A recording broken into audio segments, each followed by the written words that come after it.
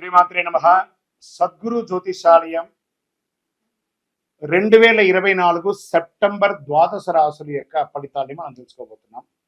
ఈ నెల గ్రహాల యొక్క కదలిక ఎలా ఉంది అంటే, సెప్టెంబర్ నెలలో రవి, బుధుడు, శుక్ర గ్రహాలు రాశులు మారడం జరుగుతుంది.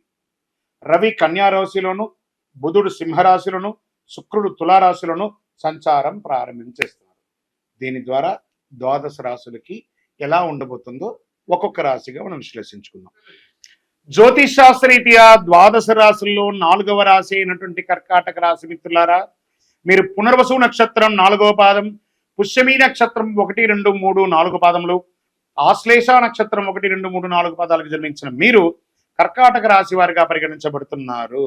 ఈ సెప్టెంబర్ నెల కర్కాటక రాశికి అష్టమ శని ప్రభావం తగ్గపోతుంది. కుజుడు ఈ నెలలో 12వ ఇంట్లో ఉంటాడు, 11వ ఇంట్లో బృహస్పతి, తిరోగమన శని 9వ ఇంట్లో కూర్చొని 5వ ఇంటిని చూస్తున్నాడు, సూర్యుడు 2వ ఇంట్లో.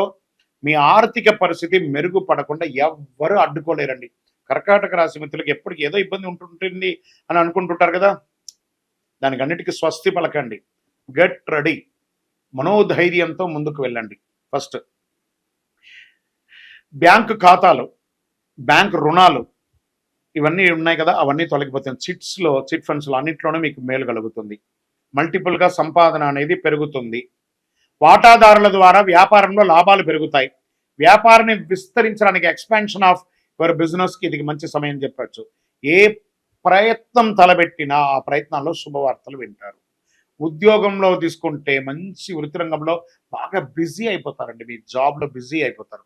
ప్రముఖులతో మంచి పరిచయాలు పెరుగుతాయి. ఆరోగ్యం నిలకడగా ఉంటుంది. నూతన ఆభరణాలు, ఇళ్ల స్థలాలు, వాహనము ఇవన్నీ కొనే అవకాశాలు ఉన్నాయి. నూతన ఉద్యోగం కోసం ప్రయత్నం చేసే వారికి మంచి మంచి ఇంటర్వ్యూస్ రాబోతున్నాయి.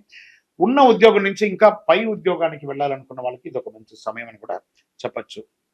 ప్రభుత్వ పరంగా పర్మిషన్స్ ఏమైనా పెట్టుంటే, మీరు హౌస్ పర్మిషన్స్ కానీ, మీ వ్యాపార పర్మిషన్స్ కానీ, లైసెన్స్ కానీ, లేదంటే ఏమేమి, లేకపోతే పాస్పోర్ట్స్ కానీ, వీసా రిజెక్ట్ అవ్వడం కానీ అవన్నీ ఉంటే అవన్నీ కూడా తొలగిపోయి ఇప్పుడు అన్నీ జరుగుతుంది. గుప్త శత్రువులు, మీకు తెలియకుండానే మీ శత్రువులు మీ చుట్టూ ఉంటారు. వారిని నోటీస్ చేయండి, వాళ్ళని ఎక్కడ ఉంచాలో అక్కడ ఉంచండి. మీ పాత వాహనాన్ని మార్చే అవకాశాలు ఉన్నాయి. బంధుమిత్రుల రాకతో ఇల్లంతా కూడా సందడిగా ఉంటుంది. తల్లిదండ్రుల యొక్క ఆశీర్వాదం సంపూర్ణంగా పొందండి. వీలైనంత వరకు కుటుంబానికి భార్యాభర్తలు సఖ్యత లోపం లేకుండా చూసుకోండి, అది చాలా మంచిది.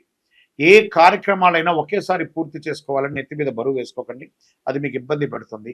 ఒక ప్రదేశం నుండి ఇంకో ప్రదేశానికి, ఒక చోట నుండి ఇంకో చోటికి మీరు స్థానచలనం అయ్యే అవకాశాలు కూడా ఉన్నాయి. లేదా విదేశాలకు కూడా వెళ్ళి స్థిరపడే అవకాశాలు గట్టిగా ఉన్నాయని కూడా చెప్పచ్చు. రాజకీయ నాయకులకి ఎన్నో రోజులుగా ఇబ్బంది పడుతున్నారు కదా, ప్రజాక్షేత్రంలోకి వెళ్ళండి, మంచి పేరు తప్పకుండా వస్తుంది. షేర్ మార్కెట్ స్పెక్యులేషన్ 70-30గా ఉందండి. వ్యవసాయదారులకి ఇది చాలా మంచి సమయం అని కూడా చెప్పచ్చండి. మీడియా రంగం వారికి మంచి మంచి ఆపర్చునిటీస్ రాబోతున్నాయి. వివాహం కాని వారికి వివాహ యోగం. ఈ సెప్టెంబర్ నెలలో మీకు అదృష్ట రోజులు ఏది అంటే 2వ తారీఖున, 6వ తారీఖున, 9వ తారీఖున, 13వ తారీఖున అని చెప్పచ్చు. మళ్ళీ ఇంత బాగున్నప్పుడు ఒక 2 రోజులు ఆ చంద్రాష్టమంలో కొంచెం ఇబ్బంది కలుగుతుంది కదా. ఆ చంద్రాష్టమం రోజు సెప్టెంబర్ 16/9/2024 5:44 నుండి 18/9/2024 5:44 ఉదయం వరకు చంద్రాష్టమం ఉంటుంది. 2 రోజులు చాలా జాగ్రత్తగా ఉండండి. పరిహారం ఏం చేస్తే పరిహారం బాగుంటుంది? బుధవారం నాడు రాహుకాలంలో దుర్గాదేవికి పూజించండి. మీ వయస్సు ఎంత ఉందో అన్ని దీపాలను మీ ఇష్టదైవం వెలిగించండి. కరుంగాలి మాలను ధరించండి.